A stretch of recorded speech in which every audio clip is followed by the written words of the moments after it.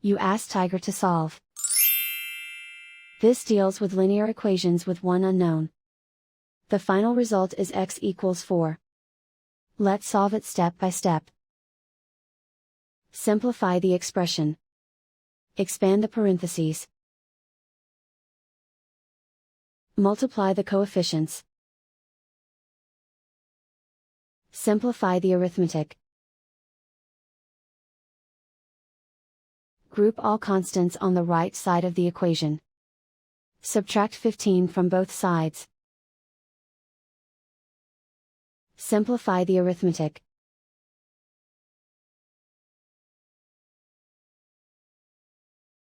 Isolate the x.